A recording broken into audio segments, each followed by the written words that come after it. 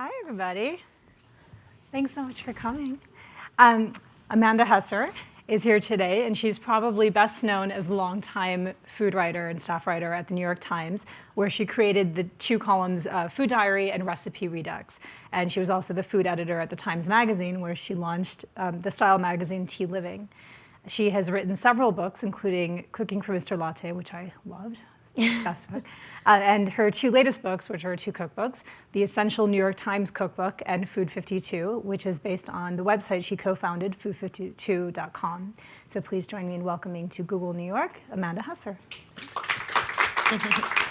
So Amanda, thank you so much for being here. Thanks for having me. No, we're thrilled to have you. And we're, first of all, sorry that Meryl couldn't join us. I know she's off doing more important things than coming to Google. No, mostly just being very pregnant. Very pregnant, yeah. So I'm glad she didn't get caught up in the whole baby Beyonce debacle. So she's still waiting it out and not good. She'll be able to actually see her baby. And people will be able to go in. That's a good thing. So Amanda, can you talk to us about how you got your start in food writing? Well, I started by cooking. I was in college and studying finance and economics, and I was, kind of lost, and so started. I did a study abroad at the London School of Economics, and and traveled around and had the sort of classic aha moment that lots of Americans have when the first time they travel in Europe, which is like, oh my God, the food is so amazing here, and like it matters so much here, and I'm really interested in this, and I grew up with really great food, and so it was just that a great light bulb moment that I decided I'm not going to go on an interview and wear a suit.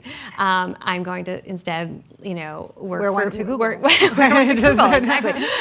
Work for free in a restaurant in Boston. So I started by working in restaurants and bakeries, and I drove a bread truck around Boston in the middle of the night, and I also, and then I moved to Europe after college, and I worked, I started in Germany, and I worked in Switzerland and Italy and France cooking and baking, and I had some unusual jobs, I worked through the night as a baker, and I lived above the bakery, and I worked with 25 old men, and it was actually really fun, and I think what happened was that over time I realized that if you're going to be a chef or a baker, you just know when you have great talent, and if you don't, if you have the talent to become a Jean-Georges of the world, or not. And I felt like to work that hard, you had to have that talent, and I don't.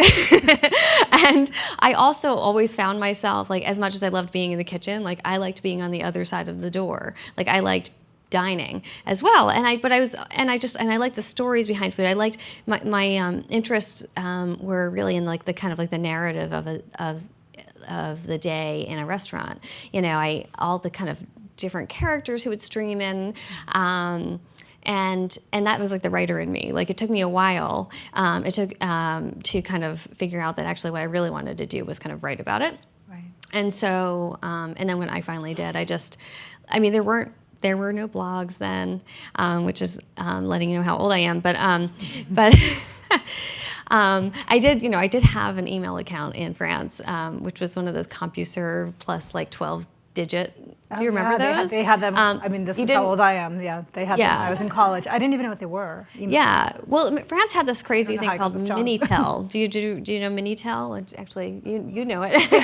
It was kind of it was like Minitel and email. That's pretty much all we had. So I just started writing and kind of sending pitches, and I got lucky. And my first story was in the Washington Post, and then I got hired, and then I started writing a book, actually, which was my first book called The Cook and the Gardener, and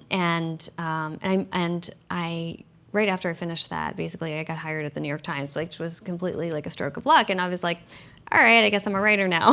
That's amazing. That's amazing. Yeah. So it really just happened from you just deciding to write about something you were passionate about, not even knowing that you were a writer. Yeah, exactly. I just kind of when you need to express yourself in some way, and writing was the form that sort of made sense then, and I got some lucky breaks, and then spent a lot of years kind of actually improving Right. Yeah. Well, so now with having started in print, I mean, you have such a strong background in print with the Times and all the books that you've written, et cetera, and then making this move to the web. How did that happen, or what sort of prompted that? Boredom, one. I mean, the thing is like, because I didn't intend to become a writer, I don't think like I was necessarily like born to be a writer like for the rest of my life.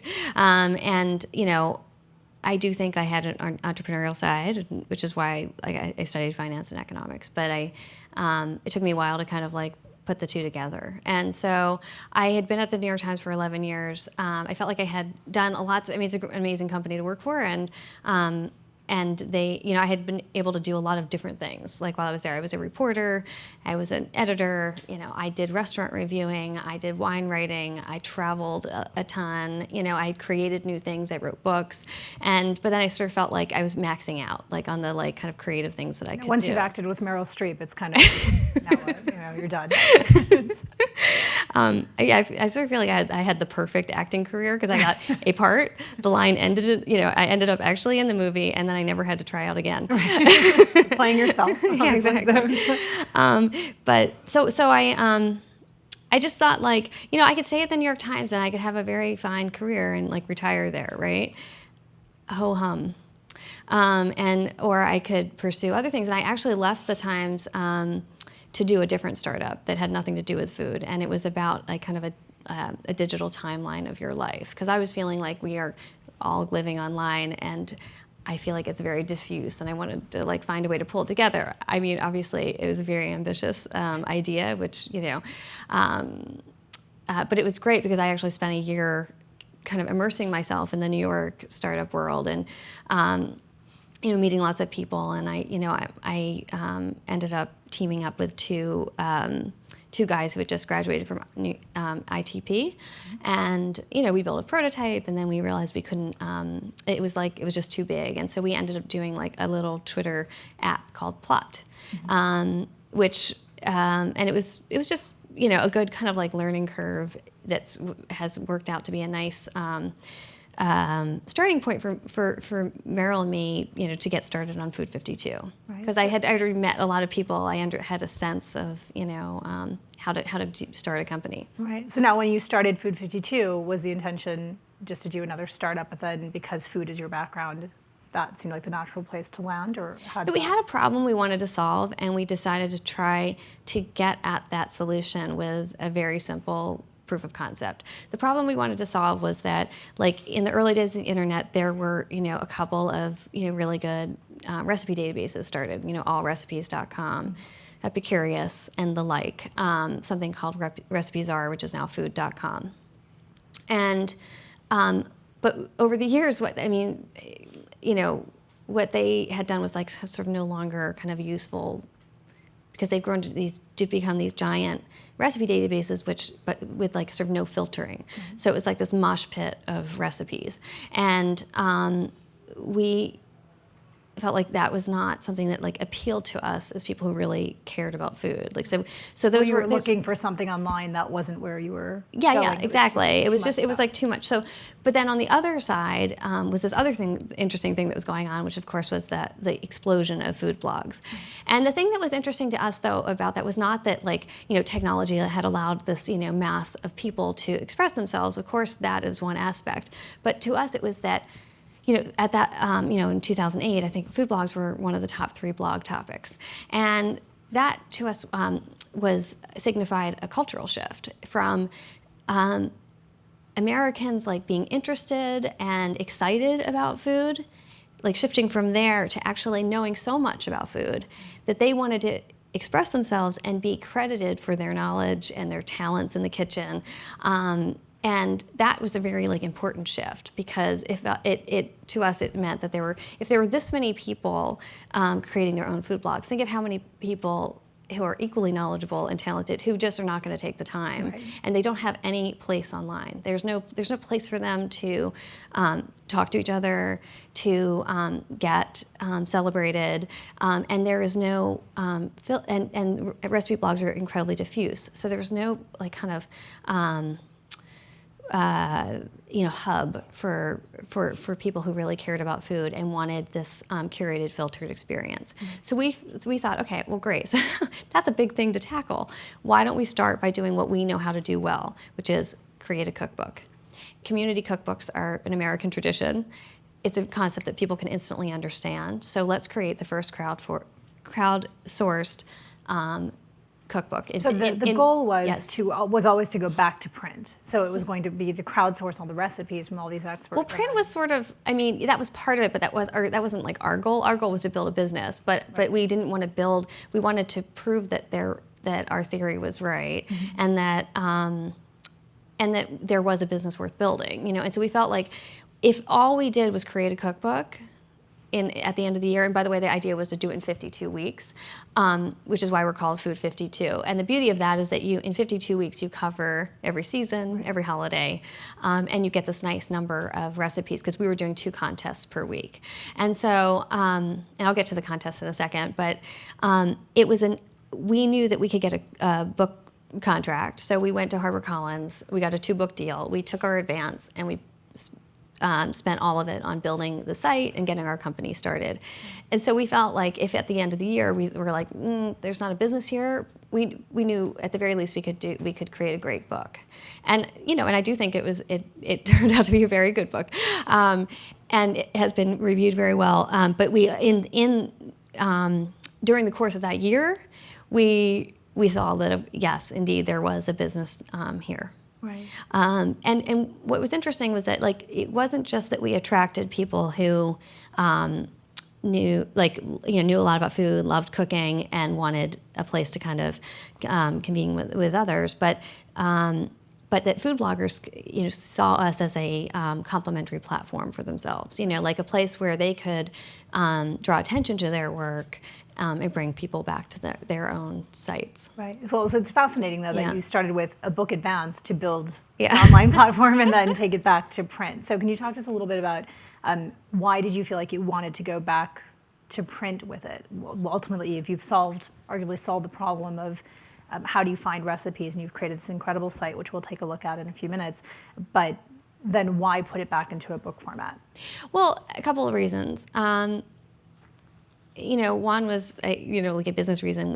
Nobody was going to give us money to just build a site. We could do that, but I knew the issues involved with trying to raise money to do something like that. It would be better if we bootstrapped and then raised money later, which is what we did. But the other, the main reason with the book was just that, we felt really strongly, and of course this was, 2.5 years ago. We do actually feel differently now, but at the time, our thinking was, how often do you get a chance to contribute to creating a physical object? And I think a lot of people fantasize about creating their own cookbook, but they have other jobs. Very few people have 100 plus original recipes in them.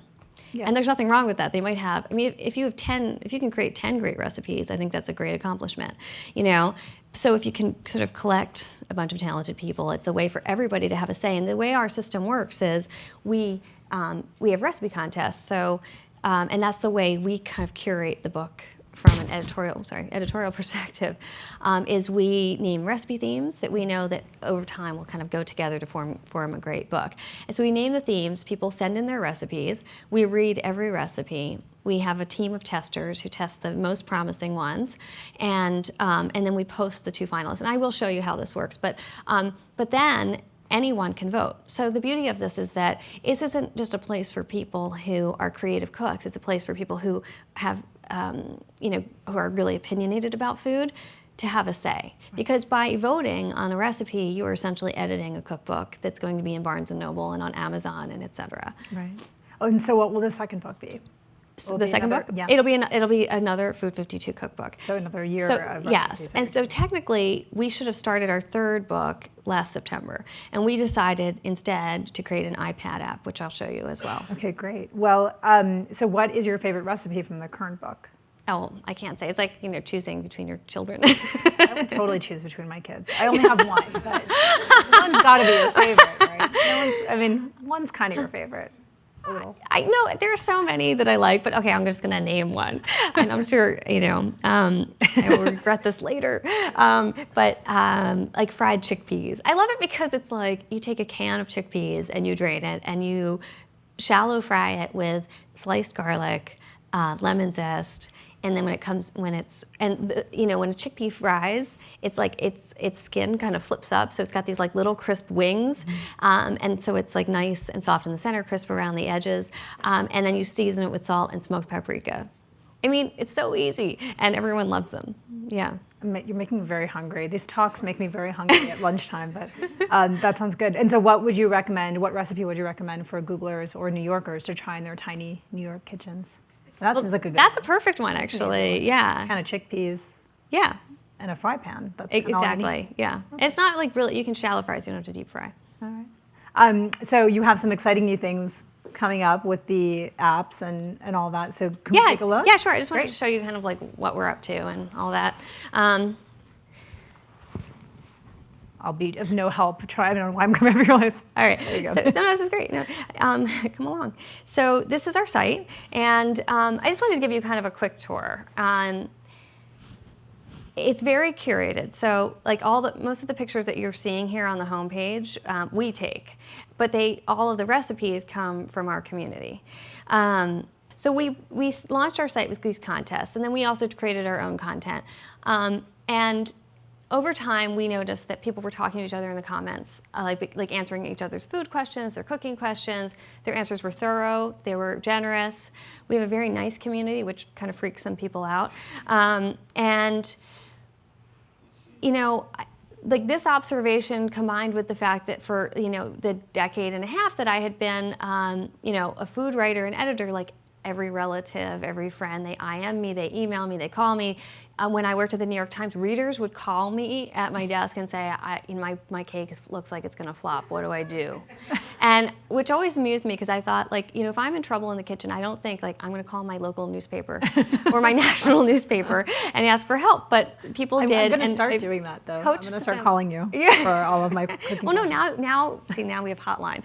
So we created Food52 hotline, and the idea is that you can ask any food or cooking question, you can mark it as urgent. And the crowd answers. And so the way it works is, I'm just going to show you. So, there was a question that I wanted to highlight earlier. Here, can I sub honey for agave syrup for a stir fry? So this is we have iPads in Whole Foods Market stores around the country, and so somebody on one of those iPads answered this question. And then, as you can see, 2 people think this is an excellent answer. The idea is that you crowdsource the answers and then the crowd curates so that the person whose question it is can get a sense of okay, this is probably the best answer. And then also over time, these questions come up in Google, somebody who's new to the site who has the same question can quickly see oh, this is the answer I should pay attention to. We also have experts. What you're looking at is a very rudimentary form of this service, and we're going to spend the next 3 to 6 months actually improving it vastly because it has proven to work very well. Nobody else is doing it. And the thing about food and cooking questions is that they're different from other Q&A sites because they have this. Obviously you can Google tons of food questions and get great answers, but the thing about cooking is that a lot of the answers are about experience, and this is the voice of experience here. And you, additionally, often you have a food and cooking question when you were in the grocery store and you went to buy an ingredient for your recipe and they don't have it and you can't think of a quick substitute, or you're at the stove and things are not going well and you need some help. This platform kind of serves that. So we have an iPhone app.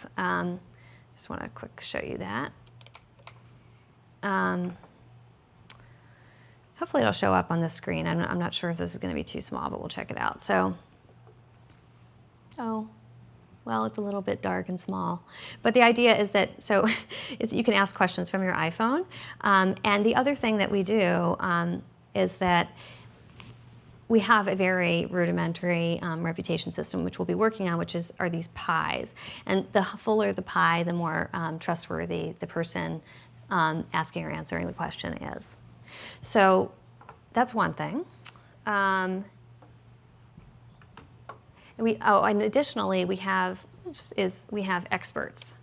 So people like Michael Ruhlman, Dory Greenspan, Shuna Leiden, who's a great pastry chef in New York City, they answer questions for us as well. And so the idea is that for this to become a place for people like them to reach another audience, but it's also a great kind of treat for our audience to like have one of their kind of food heroes answer questions, and also elicit conversation. So one of the things that people, because it's an open forum and it's not like moderated, like lots of like sort of things happen. For instance, at the holidays, somebody was like, hey, let's do a Food52 Secret Santa. So 100 people in our community exchanged gifts, food gifts that they made with each other around the country. So people they've never met except for on the site, they sent gifts, food gifts to each other, and they organized it all through the hotline. So that's kind of fun. And then lastly, I just wanted to show, well, let me see if I can actually get to our contest page, which would be nice. No, not going to happen. And it's even on Chrome, so I can't even. I know. What is up? I was just on there. No. It usually we do works. These contests. They're great. I don't know what else to say. Okay, so let's move on. Lastly, I want to show you an iPad. It's kind of like an app. It's kind of like a book. We did it. It's built on the Inkling platform, and we worked with Open Air Publishing. And so after we finished our second book, we thought, well, yes, we could do a third book and a fourth book, but there was like the time delay between finishing the production of the book and actually having it come out was so long. It was actually almost 18 months for the first book. Yeah, it was. And then it's going to be 12 months for our next book. And it just feels like we are a company that like lives online and lives very much in the present. And this delay of 12 months just doesn't feel quite right. So we decided to do an experiment. And in August, we decided, well, let's do a holiday app and let's crowdsource and curate. Not just recipes, but like entertaining tips and like survival tips. And let's make it like a survival guide for the holidays, because even like experienced cooks get freaked out by, suddenly, 12 family members coming over for dinner and all of that. So we used our contest system on our site to do holiday themed contests. And in 9 weeks, we created this app. It was in the App Store. So it has 75 recipes, 100 minutes of original video, 150 tips that we crowdsourced from our community. I just thought I'd show you a little bit of it. So here is our drinks chapter. And, the thing that's sort of nice about this is you can just, obviously, which we don't have on our site, but it would be nice, is you can do little pop-ups, and we have a step-by-step slideshow.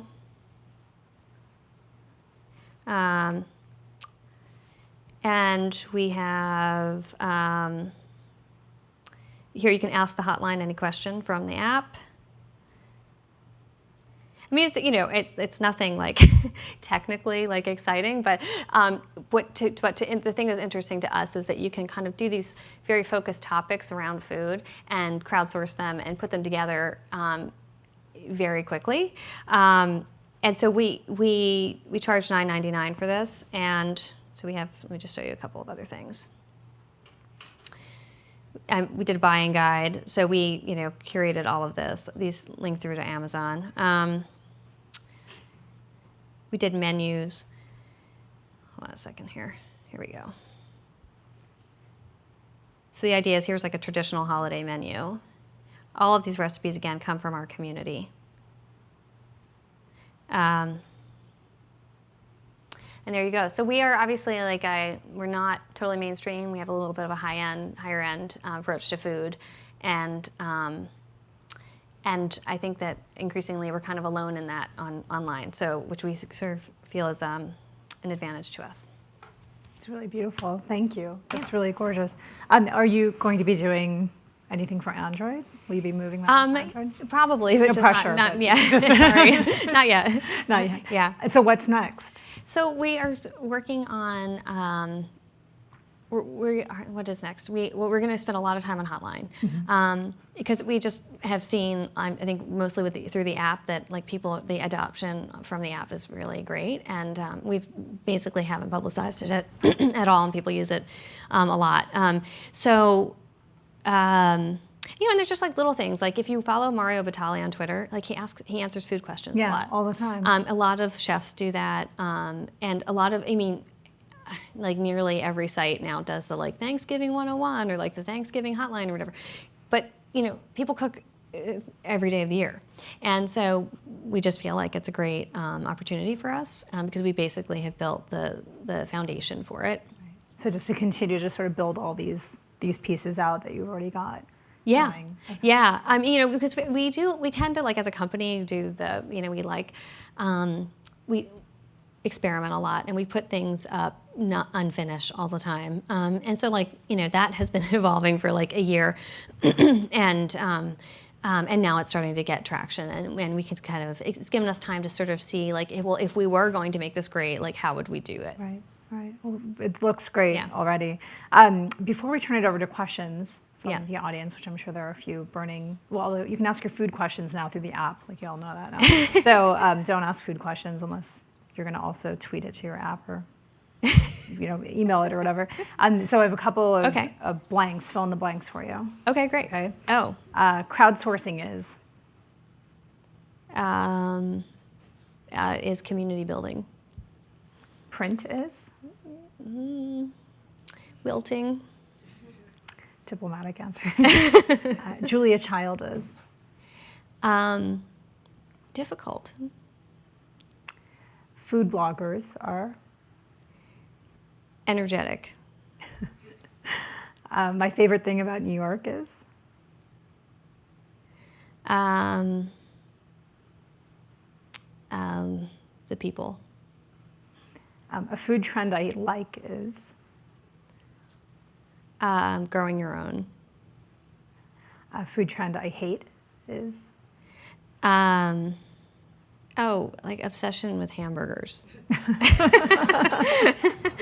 You're the second person now who said something about hamburgers. Oh, really? Yeah, Okay. Andrew Carmelini was also like, he said something about hamburgers, and I don't know why. But then he was like, no, I love hamburgers. So we never got to the bottom of that.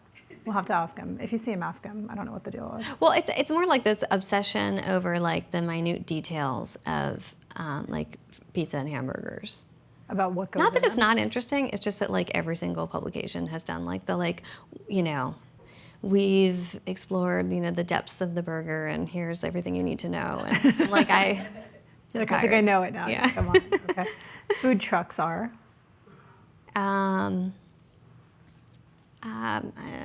Okay. I mean, they're not as good as they are in Asia, but they don't really have trucks. Reality chef competitions are? Oh, fun. I like them. Fan. I'm only supposed to do one word though, right? No, you can do as many as you want. It's Okay. all right. There's no rules. Okay. We're launching and iterating this whole process, so you can do whatever you want. Most surprising thing to me about Google is? I haven't really, I mean, about it as a company or like here your offices, because I was going to say, I haven't seen that much of it, but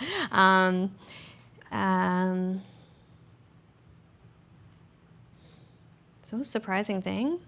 Well, actually, I'll ask you a question. I remember when we came out with recipe search, you were Oh, not a yes. fan. Well, I was just thinking about that. Yeah, well, it's not, because it's going to sound like a complaint, but like that even Google hasn't figured out recipe search. But now you have. So there you go. We created a business opportunity for you. So I should thank you. I know, you're welcome. So there you go. Okay, so how are we doing on time? So I want to make sure we have time for questions. A couple more minutes? Okay, so a couple of cooking at home questions. Okay. Since this is all about home cooks. All right. If I came to your house for dinner, and I'm not angling for an invitation, but I'm free on Friday, in case you're wondering, what would you make? Well, I've become much less ambitious, mostly because I was driving my husband crazy with like too many courses. Like I was getting too stressed out.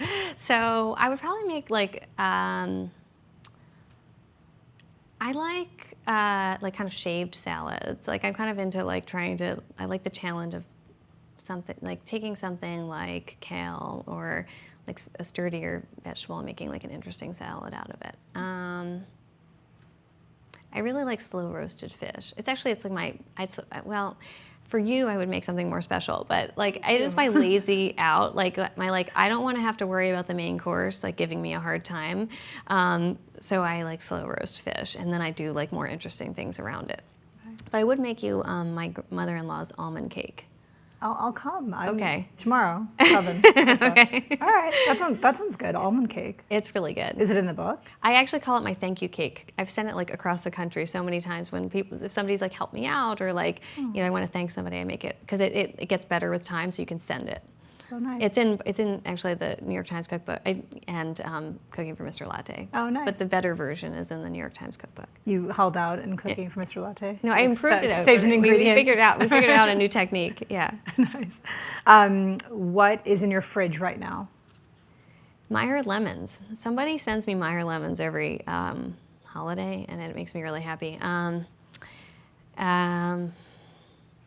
Julia Child's creme caramel, which we were doing, actually we made because we're going to do like a series for YouTube about like how to tell, like, because we figured out that like all these questions on Hotline like are this perfect resource for like what do cooks worry about, right? And so we're going to do this series of videos for YouTube that kind of answer those questions. Like everyone is always asking like, when is X done? When is Y ready?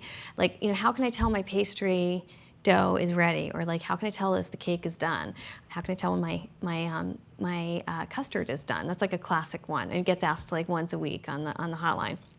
So we made her creme caramel, and we undercooked it, overcooked it, and made a perfect version and videoed each version. Oh, nice. Yeah. That's a good idea. Yeah. Then you can see. And then we ate it. And then it's all in your plate. Yeah.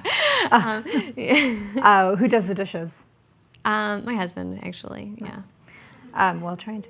What is the one thing you always make at home? That I always make at home? I have a couple of favorites. There's like a pancake recipe, which I love. It's called Heavenly Hots,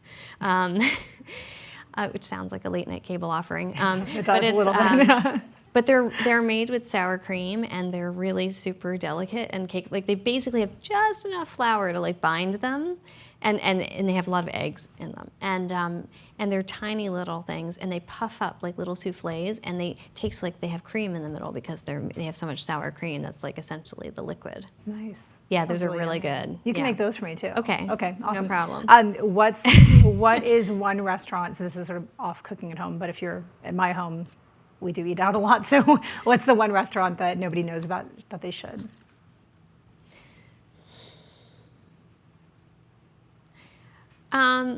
I feel like, well, here's a chef who I like very much. And I'm going to butcher the name, but it's like, because it's Basque. But Chiquito, do you know? Or, it's on 9th. It's actually on 9th Avenue at like 21st. It's right next to Co. Thank you. Yeah. And she used to be at another tapas place, but she's a really good chef. Love her. Nice. Yeah. Well, now we know about it. There Thank you you go. for that. Yeah. So I would love to turn it over for questions, if anyone has any questions. Thanks. Hi there. I'm dying to get your thoughts on if you are kind of like venturing into the cooking world, slowly, but trying. What recommendations do you have, resources, whatever, to kind of like build that experience? I mean, obviously you have to just practice, but do you have any other recommendations for kind of getting better at cooking? Oh, so just like for home cooking? Yes. Okay, not like professionally. Right. I actually feel like if you find, like, even if I think it's like nice to have one cookbook or like one recipe source that you kind of cook a lot from, because you kind of develop a relationship with it, and I think that's really like important when you start out.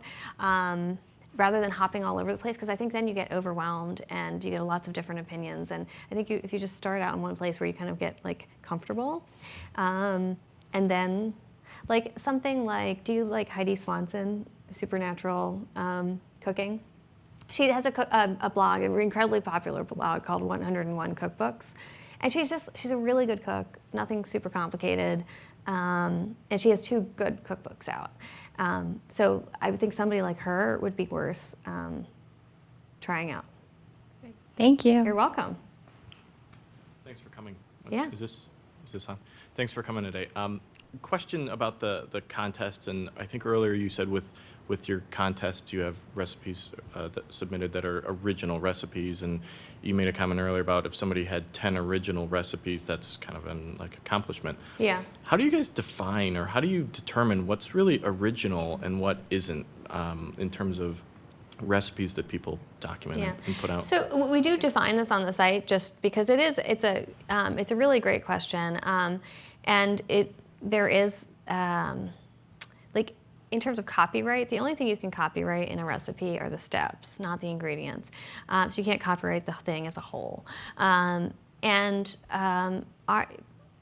there's there's a big gray area, but to us it's not like that gray, because we feel like every recipe is inspired by one or many recipes or other influences, and that's sort of like our goal is actually to celebrate that narrative, because it's like that's the history of cooking, right? So the idea that you're going to just like walk into your kitchen and like, oh, I'm going to grab a little bit of this and a little of that, and I'm going to measure it, and I'm going to write my own recipe. Like, yeah, some people do that. Very few people do. It's usually that they've been making Marcella Hazan's walnut cake for a decade, and they've decided, you know what, I want to do it with pistachios, and I'm going to add some lemon zest, but I'm going to, but you are building on essentially this foundation that Marcella Hazan and probably somebody before her built, right? And so that's great. What we do is like, we have a couple of like the way we built our recipe entry form was very specific to kind of resolving this issue, or addressing it, I should say, but also to keep the quality high. Like, people say to us, it's a pain in the neck to upload a recipe to your site, and we're like, good. Because we have 15,000 recipes have been uploaded to our site, which isn't a huge number, but it's like the quality is super high because you have to make a commitment to do it, right? So that's step one, right? Because if you're just ripping off somebody's recipe, you're probably not going to take the time to like copy it again onto somebody else's site. But additionally, we ask you, like, tell us about your recipe. Where did it come from? Like, what influences did you have? Tell us the story of your recipe. So that's one way we can tell, like, if somebody has done it. But like changing like 2 ingredients, you kind of know, like, if it's a different thing. Like, basically, like, you can tell it's your own recipe when you like when your personal voice ends up in the recipe. You know what I mean? Like, in the instructions, it's like you can tell this step is ready when the butter starts to brown, because you've done that. It's like from your own personal experience. So I think, like, when you're adding that personal experience to a recipe, it starts to become yours. Thanks. Yeah. Hello. Hi. So I'm really curious about this. I'm in the middle of transitioning my like recipes and when I cook from index cards, which is how I was raised. My mom used to You're do old index school. cards, total old school. And it was, this started a couple years ago, but I've transitioned now from index to notebooks to notepads to computer, and now they're just all kind of over the place. So my question for you is twofold. When you are cooking, creating recipes or editing, where do you put the information? Like, do you do it digitally, or do you still like write it out? And the second is, do you know any sites that are around that can actually, foster this process, that you can actually like take your information and put it in to store for your own personal use? So there's this new site, and I'm sorry, I just haven't had that much experience with it. I've just mostly read about it, but Paprika it's called, and it's supposed to kind of address this. A lot of people like Evernote recipes. I was just thinking you could even just like take pictures of those cards and then index them on or store them on Evernote. But unfortunately, I'm like not a great person to ask this because I tend to write recipes for publication. So like I'm usually like, writing it into a CMS. or into a Word doc that I'm going to hand into an editor. You know what I mean? So like I actually have terribly organized recipes. Like like when I want to find my recipes, I go to the New York Times archive. Like It's gonna You happen called with the me. new food So editor. You're like, hey, how do I make this? it's interesting. Thanks. sure. Yeah. Hi, you have a very focused recipe collection, like you said. Seems very high-end, American-ish. Yeah. If you expand your recipe base and your crowd, do you worry you're going to change or lose your community? Because that is one of the things that makes it special. Yeah, I don't think so. I mean, I think because we already have one of our very active community members lives in Kerala, India. So he he has obviously very kind of specific approach. He cooks only Southern Indian food. But that hasn't people actually welcome that. But I think that if we were to grow very large, their sub communities would form. Yeah. Thanks for coming. Yeah, And thanks for having me. you talked about how you got started with food in general, and you traveled around Europe, and sounds like you had the ability to maybe study under certain chefs and do things like that. And I assume that helped you in your cooking career. And Yeah. most people probably don't have that type of opportunity. And how possible is it, do you think, to be a good chef, to be maybe a great home cook if you don't have that and you do, have access to watching TV shows, access to sites like Food52? Like, how important was that in shaping what you've been able to do? I mean, working in actual kitchen, Yeah, and traveling and, Well, so I did it in a really scrappy way. I got a scholarship because I could not have just dashed off to Europe or whatever. So I got a small scholarship, and then when you work in restaurants in Europe, you work 6 days a week, and so all I need I didn't need any money except for a place to stay, and often restaurants will put you up because if you're a foreigner, So I mean, I lived in some weird places, but including yeah. But anyway, I mean, the thing about going and working in a restaurant is it kind of kickstarts your education, and I wouldn't say it's the most positive education because you learn everything by being making mistakes and being yelled at. So I think now food television didn't really exist then, and so I mean had I had access to that, maybe that would have been a great way to do it. I mean, now they have the Food Network has Food Network I'm sorry, not Food Network, Top Chef. Top Chef has Top Chef University, an app where it's you can learn to cook. They're not cheap. They're $200 a year or something. But I actually think I mean, if you can work nights in a restaurant, it's just a great experience. I always think everybody should work in a restaurant because at some point in their life, because they're fascinating. I mean, they're like theaters. I agree. They're totally like theaters. I worked in 2 restaurants the same way. I staged at night, and it's an amazing experience because it's like watching a finely tuned symphony in the back of the restaurant. And then you also realize what you should not do as a customer because it'll piss off the kitchen. Oh yeah. No, but it's true. It's everyone should be a waitress so that you're not rude to wait. Yeah, exactly. Exactly right. Servers anymore. But the thing is that restaurant cooking, though, there's so much repetition, and you're not actually you're never going to learn a huge amount at any one restaurant. So in some ways, you'd have to supplement it anyhow. So you could be a good home cook without having that experience necessarily. Oh, definitely. I just think cooking and eating is all about experience. It's when people say they want to become food writers. One of the things I say to them is great, just never eat the same meal twice. Make that extra effort to go to that new place or to try to cook something else rather than your old standby. Because it's really about exploring and experiencing, and that's the only way you kind of become knowledgeable. Yeah. Hi. Hi. I loved your chapter in Cooking for Mr. Latte on dining alone. And I'm wondering, now that you're married and I think have a child, do you still find time to do that? And if so, what are your new, go-to spots for dining alone? Because you can't do that in every restaurant. Oh, I haven't done it in so long. Wow.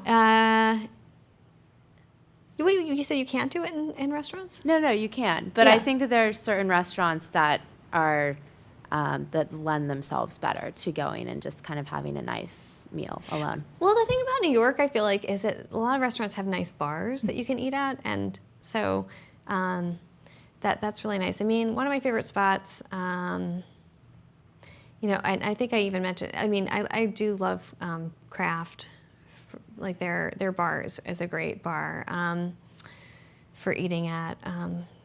You know where I would go is Maialino, because they have like a really nice bar and a nice menu, and you have this view, and it's. I feel like it's the kind of place where you wouldn't feel self-conscious. Yeah, no, I love that place. So Oh, okay, good sorry. recommendation. Sorry. Wish I could give you a secret new that's spot. okay. All right, thanks. Yeah, thanks for coming. You're back. I'm back. I actually have kind of like a follow-up question about Yeah. go-to places. Being a New Yorker who doesn't have a backyard that I could grow anything, or where do you go locally for meats, or, you know, where do you shop, basically? Well, I had this terrible experience last weekend, which is I live in Brooklyn Heights, and on Cadman Plaza there is a farmer's market on the weekends. There's during the week too, but I'm never there then. And I showed up last week, and it's like a family ritual. Like, we take our kids, they run around, I shop. Blah, blah.